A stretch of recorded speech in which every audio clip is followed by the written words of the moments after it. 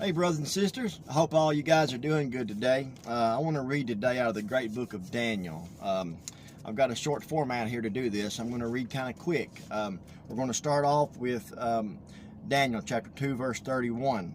And I'm going to lead into the very last kingdom that Daniel saw in the statue in Daniel's dream. So here we go.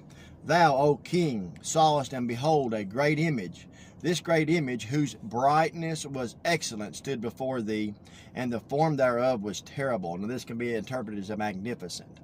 This image's head was of fine gold, his breasts and his arms of silver, his belly and his thighs of brass, his legs of iron, his feet part of iron and part of clay. Now notice the head, it's like it's upside down.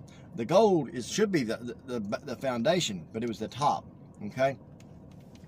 This could lead, you might even think confusion in some way, but let me keep reading on. It says, Thou sawest till that a stone was cut out without hands, which smote the image upon his feet, that were of iron and clay, and brake them to pieces.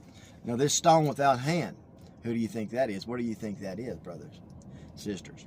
Let's keep going. Then was the iron, the clay, the brass, the silver, and the gold broken to pieces together, and became like the chaff of the summer threshing floor, and the winds carried them away, that no place was found for them. And the stone that smote the image became a great mountain, and filled the whole earth. Now let's go down really quickly to verse 42. And as the toes of the feet were part of iron and part of clay, so the kingdom shall be partly strong and partly broken. And whereas thou sawest iron mixed with miry clay, they shall mingle themselves with the seed of men, but they shall not cleave one to another, even as iron is not mixed with clay. And in the days of these kings shall the God of heaven set up a kingdom which shall never be destroyed, and the kingdom shall not be left to other people, but it shall break in pieces and consume all these kingdoms, and it shall stand forever.